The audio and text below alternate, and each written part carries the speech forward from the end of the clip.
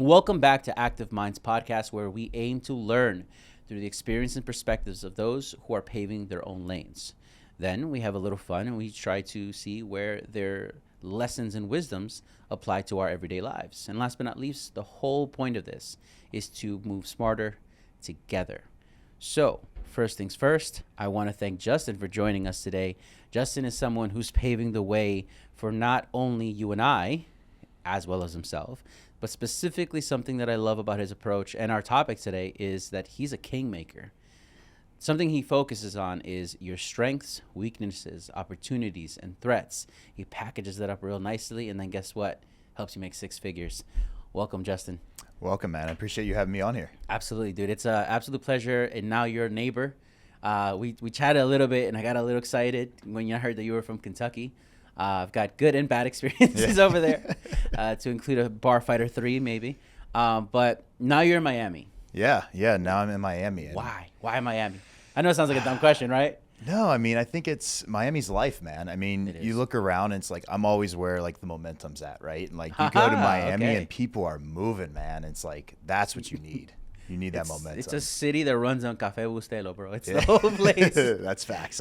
Absolutely. And you're now where in Miami? Midtown. Yep. And I got to say, man, like when you came in, your energy was bright, big old smile, man. Like I got to imagine that's working for you here in the city because this is the culture here is all about warmth and hospitality and smiles and all that good stuff. Yeah, man. I mean, I think it's like anything in life. It's like how your first interaction is with someone is how everything is. So it's like, bring that energy, bring good vibes, and, good things will happen to you. Fuck yes, sir. Absolutely. Yeah. But I gotta say, I guess maybe because I've been to Kentucky, is it safe to assume that the person you were in Kentucky contributes to your advantages that you have here? I know that if you're watching, you're probably not going to understand what I'm saying. So my experience with Kentucky was, if salt of the earth were a state, salt of the earth and a work ethic that is fucking astounding. And again, that's where I'm coming from when I asked that. Yeah. It's like, you've got this thing going right now for you. It's going great and all that good stuff. But I almost feel like your background almost gave you a competitive advantage over the average person that moves here. Yeah. I mean, I think all of our backgrounds almost shape who we are now, obviously. But I think for me specifically, it was like the specific skill sets that I learned when I was there. And like I told you, when I was in Kentucky, I was one of those guys, like for my first 23 years of life, I just partied my life away. I didn't do much. And then finally I just woke up one day. I was like, holy shit, man, I can't live like this. But True.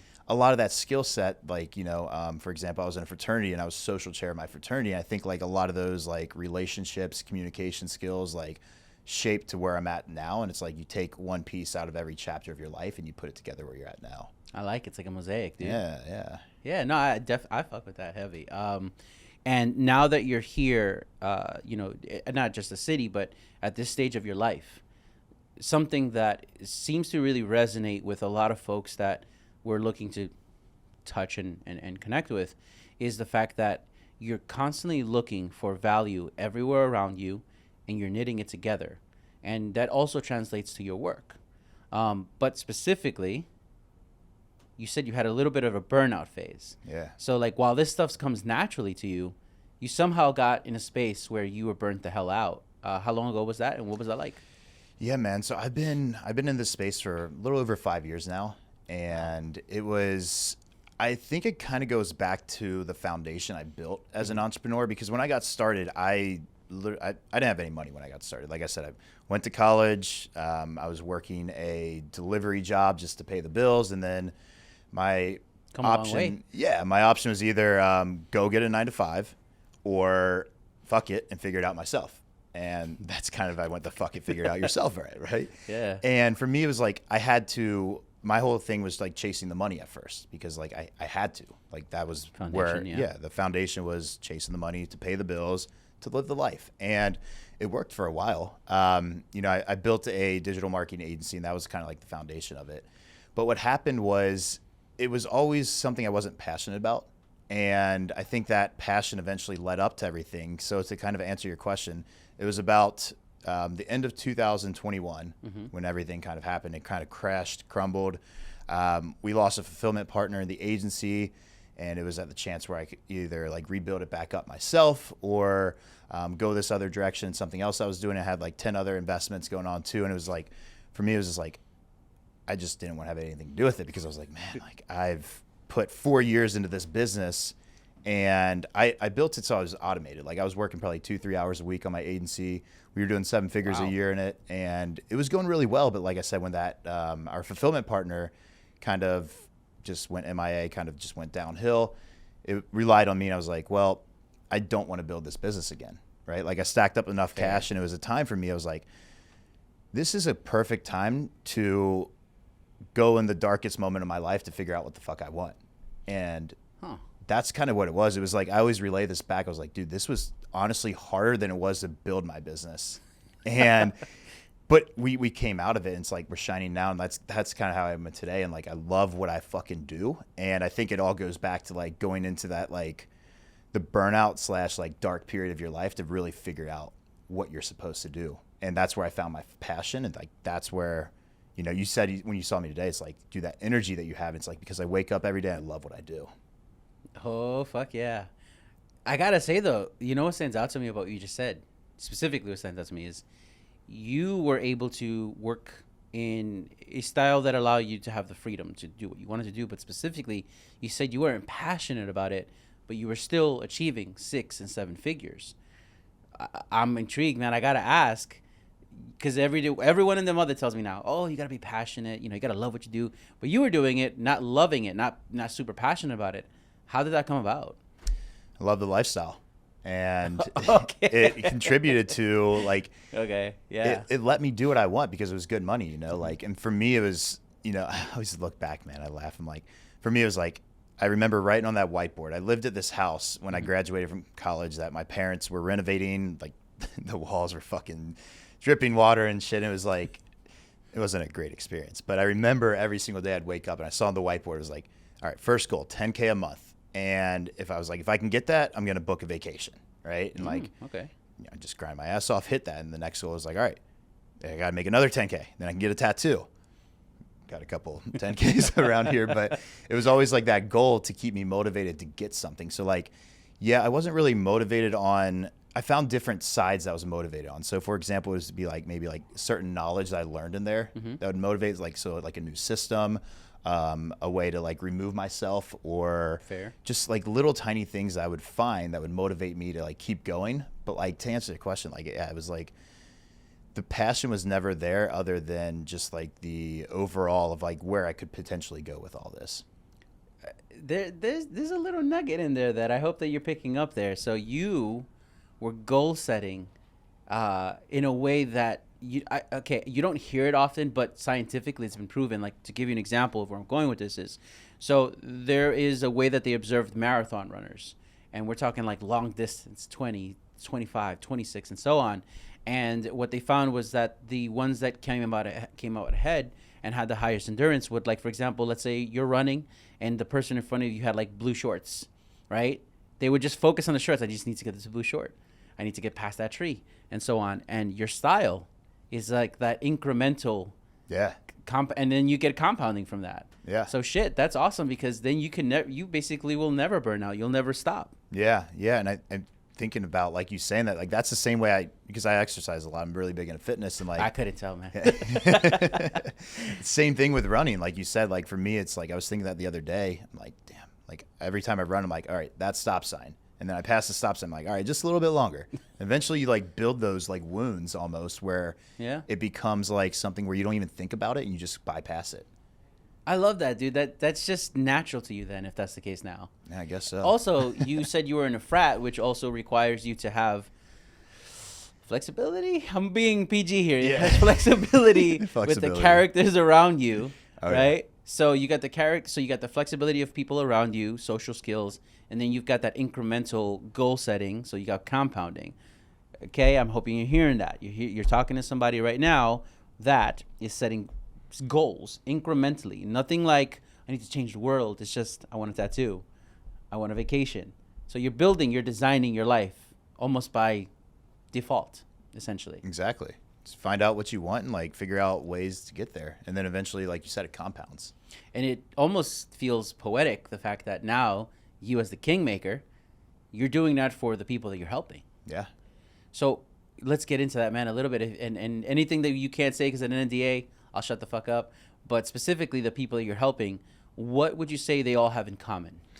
I think they all have in common is they have that passion of they want to do better in the world and they want to help people out, but a lot of them need that extra boost to get there. So like part of what we do in my program is called Authority Income Accelerator. Okay. We help coaches and consultants build authority in their space and accelerate it by usually running Instagram ads. But like the way that we do that is like we look at the foundation is like, okay, so for somebody that wants to start making moves, you gotta be known. You gotta have authority in the space. So it's That's like, true. How do you become authority? Well, you start putting your message out there. You tell your story. You start optimizing your profile. And kind of like what we were talking about with me and you before we hopped on here is like, you're like, yeah, I checked out your Instagram. I saw these 3 things. It's like, those are the type of things that you want. Like I look at it like Instagram and other social media as well as like, that's your resume nowadays, right? It's like, if I'm going to look somebody up, like the first thing I'm going to do, man, is go social media. What's this person's name? Can I find them?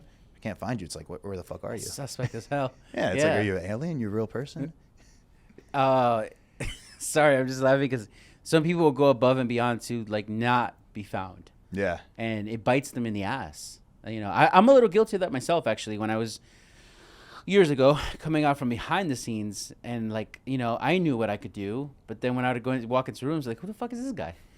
And I was like, fuck, that sucks. And I had to start all over again from scratch. So if you're watching this, something to definitely keep in mind is learn from my mistakes and learn from his wisdom, which is I made the mistake of not making my brand a priority.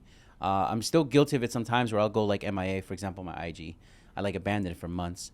And his approach is basically that is your resume. That's so social proof and social leverage is what we're talking about right here. Talking about social proof. As you're talking to these people that you're helping and, you know, your first steps in getting them going, what do they usually look like? The first steps in getting them going is it's a lot of mindset, to be honest with you. Okay. I mean, regardless if people are, most of our clients are doing anywhere between like 5 and 30K a month. Like that's our bread and butter type of client that we help scale up to the point where they're making 6 figures a month and beyond from there if possible.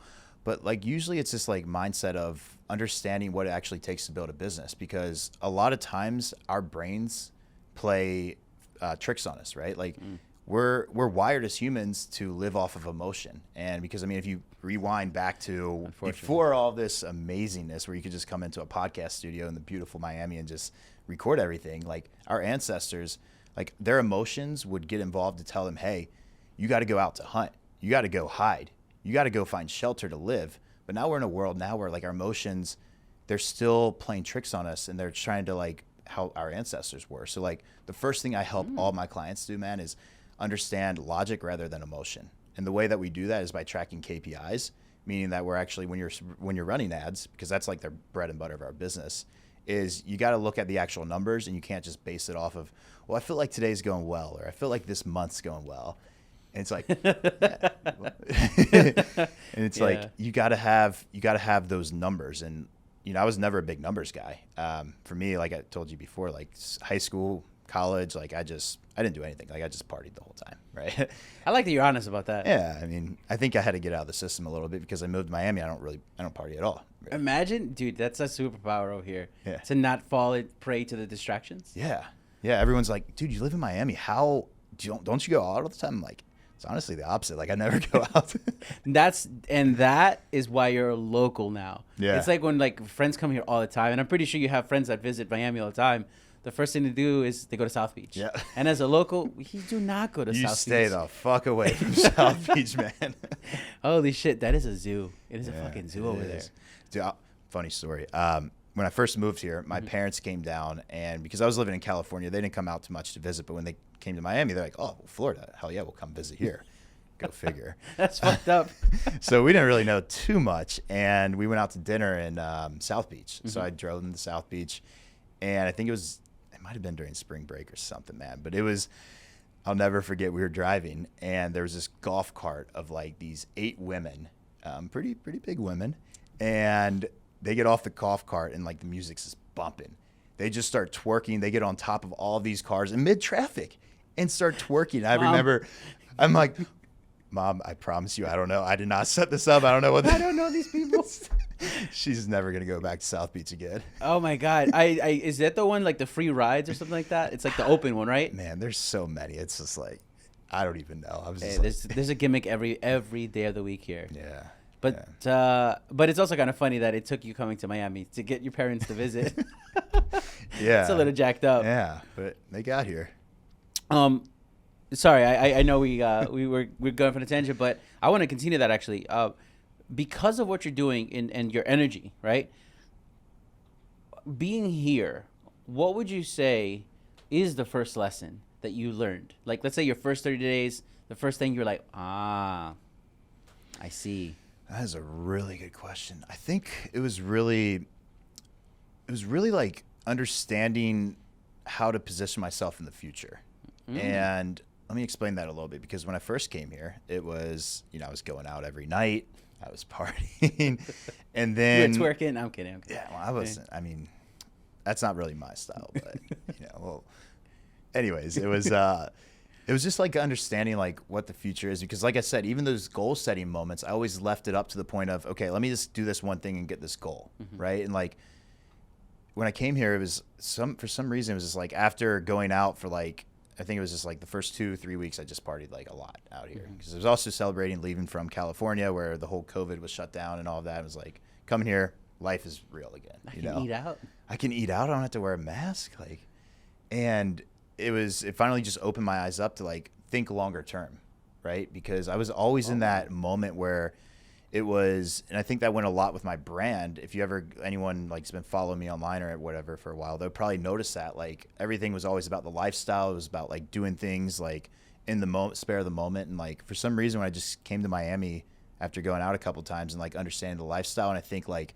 seeing like people on a way higher level than me, it was like, okay, well, I got to get my shit together and actually start being a little bit more serious about where I'm at and where I want to go. You know what? There's been, that I can count, 3 people that have sat in that chair that have said the exact same thing. They said they got here and they saw everything that was around them, the abundance, etc. And they all had the exact same thing. Like, wait, I got to step my shit up. Yeah. Because like you show up in like, I don't know, a Benz, and then the guy behind you show up in a Rolls, and then the guy behind him shows up, in a Bugatti. Yeah. And after a while, you're like, wait a second. Fuck. And it's not even a keeping up with the Joneses thing.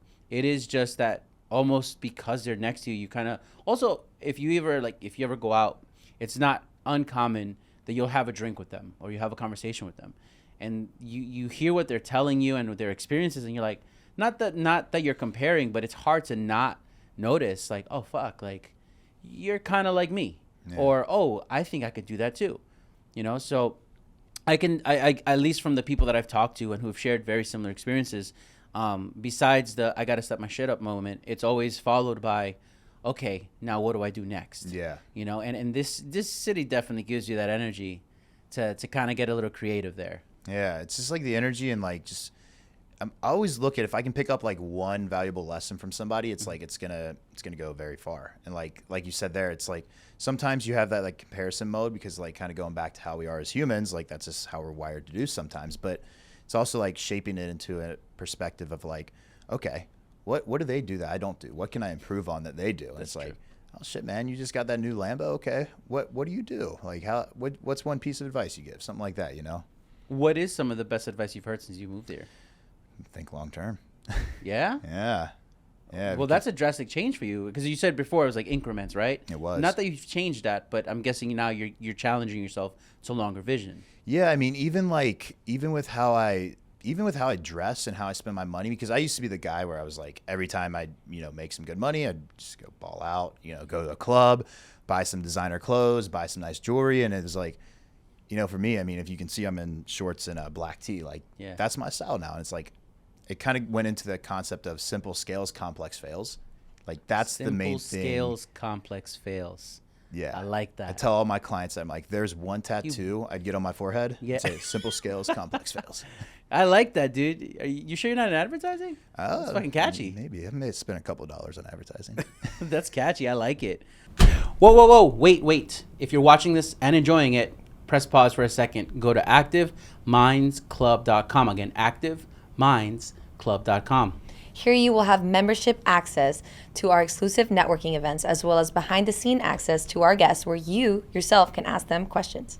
Not to mention, at these events and in the community, you're going to have access to the very mentors that are here sitting with us, as well as many, many more that are doing cool things in stocks, marketing, cars, real estate, where we're going to have you have access to education, insights, how-tos, all things that you can apply to your life and business. Well, without getting too on the personal side there, but specifically you as a human being, as a man, the age that you're at, and something that keeps coming up in these conversations is the idea of self-confidence, right? And not only can it be your hindrance, but obviously your fuel.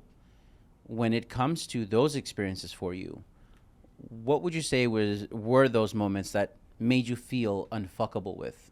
What were they like? That's a really good question, man. I think it was like what they were like, it was like it was a whole nother level, right? It was like a next chapter almost that you experience in your life. And I think a lot of it contributes to like just putting yourself out there and doing things you never thought you would do, right? And like, I'll give you a perfect example of laying the foundation back when I was in Kentucky. Okay.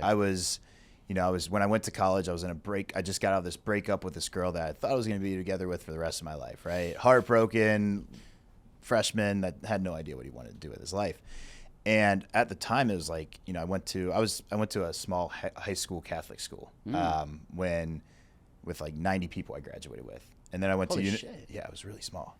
So Oh fuck, that's wild. Yeah, I was When you hear sheltered it. growing up like that, But luckily, it was like one of those things where I ended up going to University of Kentucky, and in there was like, there was a lot more than 90 people in my class. There was like 90 people in one class plus. So it was for me, I was just like very shy, like my first couple months at school there. Mm-hmm. And then when I would join that fraternity, I'll never forget we were in the basement of the house we were in when we were pledges, and like, who wants to be social chair? And at the time, I was like, well, I'm very unsocial right now. Let me just raise my hand and see what happens. So it was like me and like 10 other guys. We gave a speech, and everyone picked me and this other guy. And I was like, that was like a defining moment in my life where it was like, if you're not good at something, volunteer yourself to become good at it. So you're giving yourself the opportunity to fail, but let's face it, at the end, you end up succeeding anyway. Yeah. And I learned so many valuable communication skills from there. And it's just like, it's led into everything that I do now.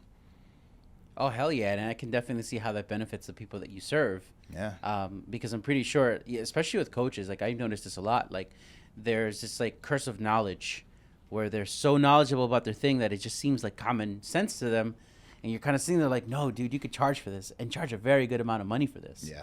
So it's almost your job to pull that out of them, I suppose. Yeah, and it's also kind of like going on that a little bit more is like some people are really fucking smart, but they lack people skills and common knowledge of like how to properly put that out there. So sometimes it's like going back to like, what's the simplest way you can do this? Simple scales, complex fails. I've got a few years in tech, and I met a lot of those people. Like, just fucking brilliant. We're talking like Rain Man brilliant. Yeah. But ask them to like explain it to you, and no, they just cannot, man. And it's horrible. It's like speaking a different language for them. And that's what's interesting about business in general, is that like someone earlier was on Instagram sending me something, and they were just frustrated, dude. They were like, I'm brilliant, I'm smart, I got this, I got cum laude, and what other stuff. And they're sending me someone, an influencer. I'm not gonna name them, but they were like, I know this person, I grew up with this person, he's a fucking moron. And here he is in a Ferrari. And I'm like, well, maybe that's his strength. Yeah. The fact that he's not really afraid to look like a moron or feel like a failure sometimes and all that other stuff. That sort of adversity is so, it's almost like a filter, it feels, Yeah. In your experience, you just said, I mean, you're probably shitting your pants when you're like, yeah, I'll do it, but you still fucking did it. Yeah. It takes a certain type of person, yes. But I also know, I know that can be taught. Yeah. Because I've seen it. Yeah. Training soldiers and privates and stuff like that. I saw it, like the literal kids, and my favorites were the ones that were like the Call of Duty veterans. They'd come over like, yeah, I know this stuff. They'd shit their pants. But then 4 weeks later, there they were, right with the best of us. There you go. Yeah, I think it kind of just comes down to like, you can't really force someone to do it, but you got to have like that drive inside where you want to be better. How do you quantify what's worth going for, though?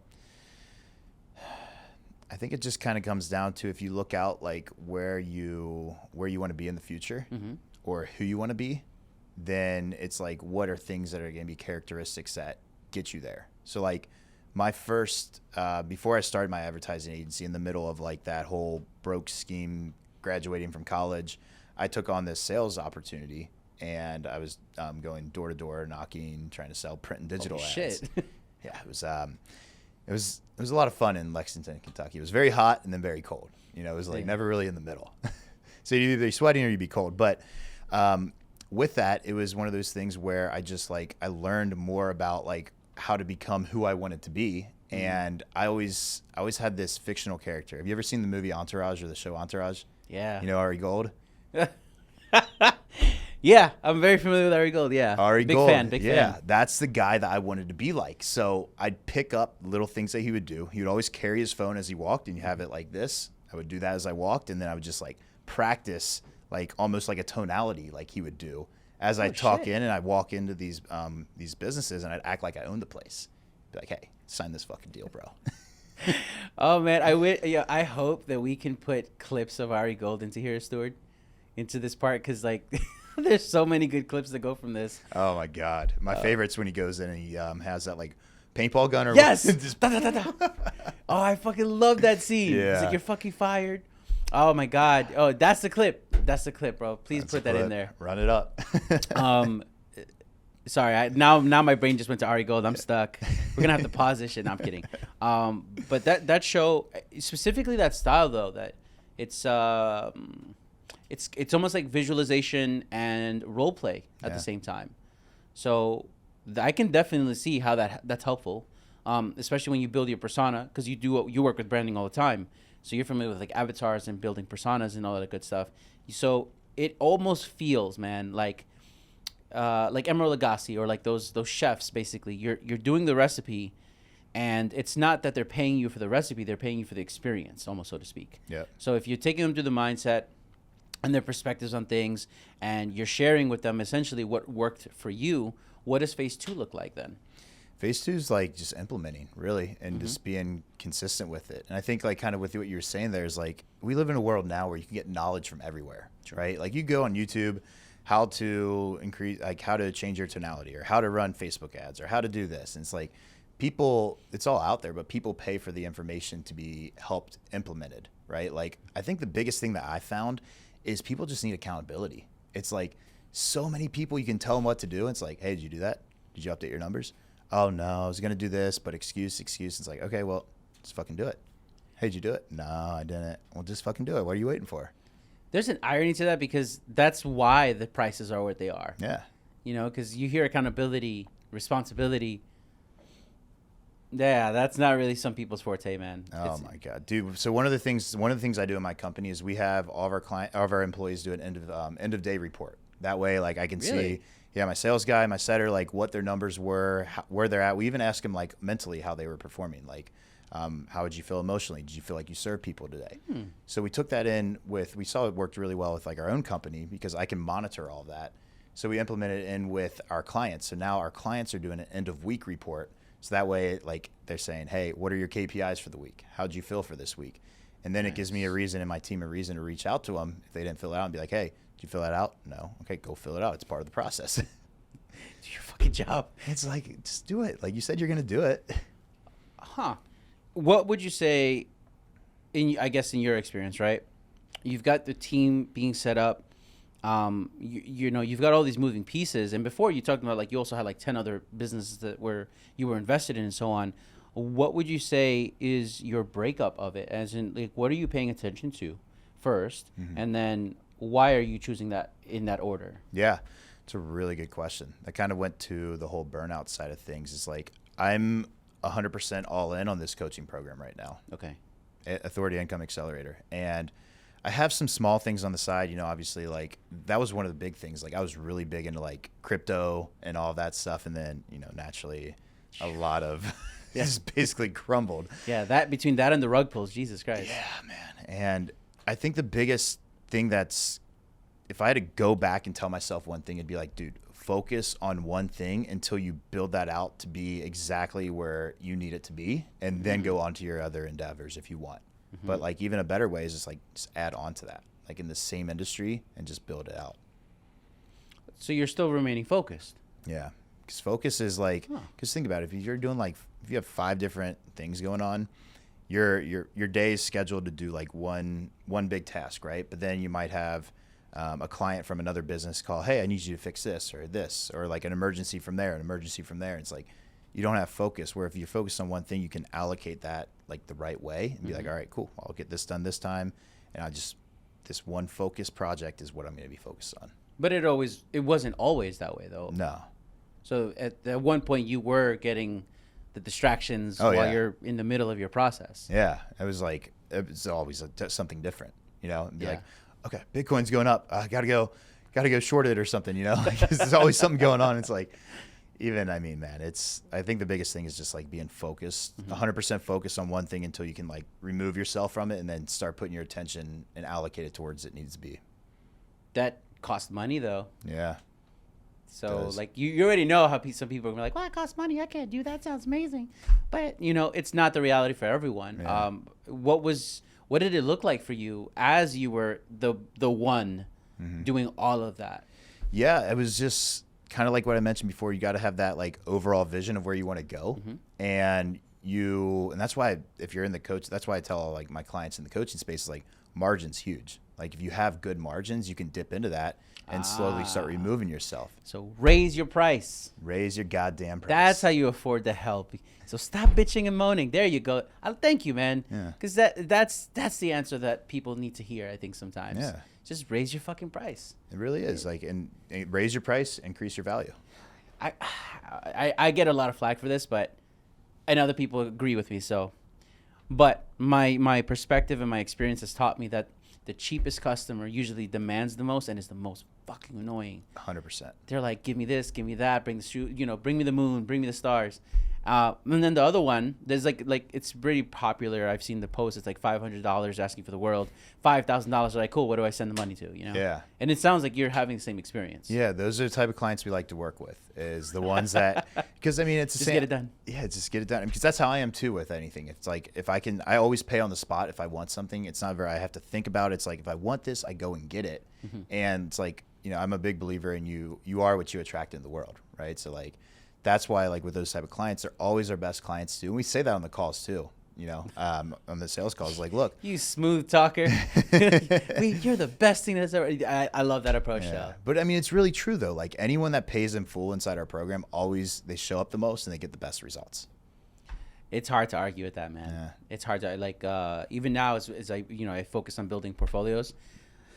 Man, the one that's like, there's a little this week, a little that week, oh my God, dude, it's like a fidgety thing going on. They give me agita. I don't know if you ever heard the term, but it's like relax. Yeah. Like, fucking relax, breathe. Yeah. But you're right. The guy that pays, or the guy or girl that pays right then and there, they're just like, get back to me in a month, show me the KPIs, show me the performance, see you when I see you. Yeah. That's a good way to work too. It is. Your life is probably reaping the benefits of that. Yeah, because it's like, you're attracting more of this type of clients you want to work with. And I think that's a big issue that I made in the past, was trying to work with everybody. And that became the biggest fucking headache in the world, because like you said, you get clients like the worst type of clients that are like just demanding everything. It's like, one of the things we always tell our clients is like, be specific, create your ideal avatar. Like, who do you want to work with? How old are they? Are they male? Are they female? What do they do? What exactly is their business profession? What do they do on the weekends? Like, be fucking specific. If you can't answer and you don't want to answer, I respect it. Who was the client that broke? That was just like the breaking point for you. Like, I got to fucking change this. Yeah, it was actually exactly what you said there. He was a client that kept trying to negotiate with me, and it's like, hey, I don't want to pay you, but I just want to bring you all these clients. And, it was like, okay, well, you can do that, but you got to pay me first. And he's like, all right, well, you give me a deal. We give me a deal. We give me a deal. I was like, yeah, man, if you give me 3 clients, I'll knock off X amount. And I did that, and he actually came through and gave me the 3 clients. But this guy was the biggest hothead I've ever had to work with in my life. Like, he was 1 minute super hot, cold, And he would just randomly call me throughout the day, be like, hey, what's going on? What's going on? I see this. I'm like, yo, chill, man. Like, just give me a minute. Like I told you, it's going to take a minute. And he just wouldn't leave me alone. So I actually ended up firing him, refunding his money. And this guy, he ended up sending me text message, emails, threatening to come to my house. Like, he's like, I know you're in Miami, man. I've got goons out there. And like, it's like, bro, like, chill the fuck out, man. I gave you your money back too. Holy shit. It was like, for me, it was like, okay, well, I gotta stop chasing the money. That was like the moment. It was like, I gotta stop chasing money because I can't work with assholes like this ever again. Like, I don't want to. And that's where it was like that phase, and I figured it out, and like, here we are now, man. On the other side. On the other Welcome side. to the other It's side. bright in Miami and sunny. Oh, fuck yeah, dude. That's, you know what? The goons to your house thing, I'm just like, nah, it's not that deep. Oh, yeah. It's not that deep. But now, obviously, you got a better caliber of customer. Yeah. Because you followed these steps. You're not kind of like walking back and you're not finding yourself with that abstract of scarcity, basically. But as we, as we start to wrap, if you're watching this, some of the finer points that I think are going to be of value to not just you, the listener, but also your friends, maybe your neighbor, maybe a person that you know that is stuck. So we originally started the conversation on the point of leverage, right? And what leverage needs is social proof. You can call it clout chasing, whatever you want to call it, but the reality of it all is, why do you drive what you drive? Why do you live where you live? Why do you admire who you admire? It's because they have social proof. And that social proof is built on leveraging the stuff that is your strengths. And then from there, you create opportunities. He mitigates the risk by looking at the weaknesses and threats and making it something you either work on now or make sure that it's a part of your growth later. From there, we kind of got into a little bit of the fun part, obviously, of notice what you notice. And a good example that he gave was he moves to Miami, a city that is notoriously distracting.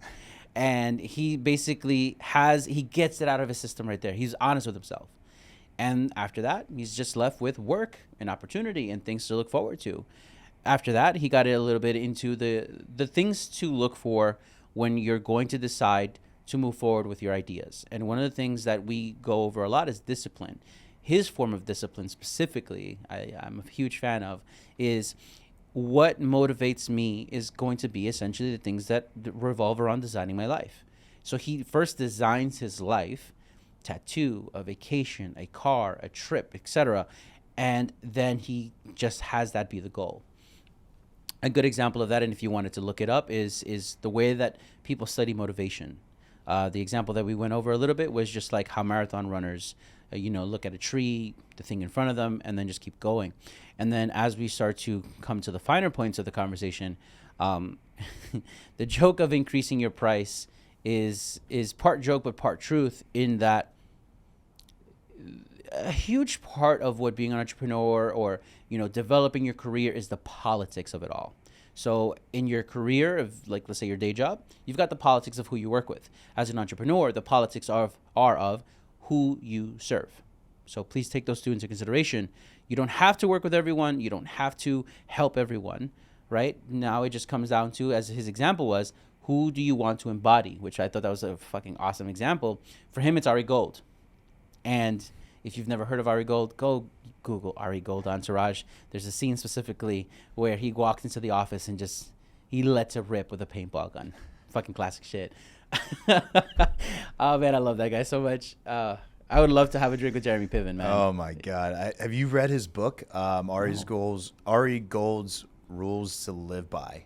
No, now I feel like a dumbass that I've never heard of it. Oh my God, go read it. It's literally him it's Jeremy Piven as Ari Gold writing it, and it's literally like you're reading another episode, and it's like I've read that book probably like 20 times, and it's just his rules. I'm getting it right after this. Dude, do it. You'll love it.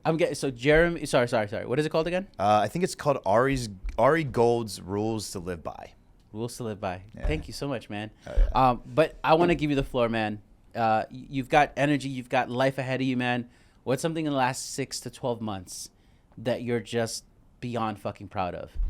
I think it's just like I mentioned, man, just finding my passion, working with the type of clients I want, and like having a product that is proven to work. And I think that's the biggest thing. Like I put in a lot of work, a lot of energy on like all of the past like 5 years of what I've the things I've learned, the things I've failed on, and I put it all into one and simplified it. And like that's what we do inside Authority Income Accelerator is ultimately help coaches and consultants scale with our proven methods. And like, you know, all those nights, all those mornings is just putting in the work, putting in the grind from the past. That's what I'm the most proud of, man. And it's just like the impact that I have on other people and then the impact that they have on the people that they work with too. That's a nice chain reaction you got going on there. Nice butterfly effect. I know I didn't get into it too much before, but before we wrap up, there is one question that pertains to your style. Coaches and consultants are currently the person that you're serving the best. What's a profession out there that you think would benefit the most from working like you do, from working like your coaches and consultants do? I think it's just really anyone that like, what I always say is like, if your client's on Instagram, then you should be advertising on Instagram. So it's like our ideal type of client is coaches and consultants, but we also work with other broad categories as well. And it's always like, hey, if your client's on Instagram, like we'll help you out. So I think to answer that question, it's like, if they are a real person, they're online and you can reach them on the internet, why not just put the message out there? Because we live in a world where, you know, 10 years from now, it's going to be way more pricey, way more expensive to reach your clients. And it's like right now, Instagram DM, that our main thing is Instagram DM ads, and it's a gold mine, right? It's like one of the things before, like right when Facebook came out, like everybody was doing it, right? And like Instagram DM ads, it's like been out for a while, but like a lot of people don't know about it as much. And it absolutely crushes if you have like all of the processes in place. And how do you feel about TikTok then? I think TikTok's great. My biggest thing is like, because again, kind of going back to who you want to work with, a lot of like our type of clientele is more on like the Instagram side of things because, you know, I mean, no offense, but you go to TikTok, it's just a lot of like stuff that just goes viral, right? And like for me, it's like it's crazy. My best performing ads or content are the ones that we're saying like, hey, do this to make 10K a month. But like, we don't want to really work with people that just want to make 10K a month. We want people that are doing from 10K to go to 50K. And it's like when we're more specific like that, we get less views, but they're more ideal of our type of clientele. And we notice that most of those people are like YouTube or Instagram or even Facebook. Some's on TikTok, but. And what's your handle on IG? At Justin J. Saunders, J-A-Y's middle name. Awesome. So, dude, thank you so much for dropping by. I love your energy. I love where you're going with this. I look forward to seeing where this goes for you. You know, here at Active Minds, as I said at the very beginning of this episode, our goal is to explore things through the perspectives of people like Justin. They're paving their own lane. They're trying things out. They're fucking up and laughing the whole time, right? And that's exactly why I love the idea of even exploring how the hell it applies to us, dissecting a little bit more, and most importantly, always moving smarter together. I want to give a huge thank you to Hands Free Automation and Vegan Gummies for keeping this machine running. They've been an awesome partner and support system for all of this. I've been Catriel C. Sarfati. This has been Active Minds Podcast. See you next time. So guys, as we're wrapping up, we want to remind you that we have our membership program now available on ActiveMindsClub.com. ActiveMindsClub.com. Grab yourself a seat. See you there.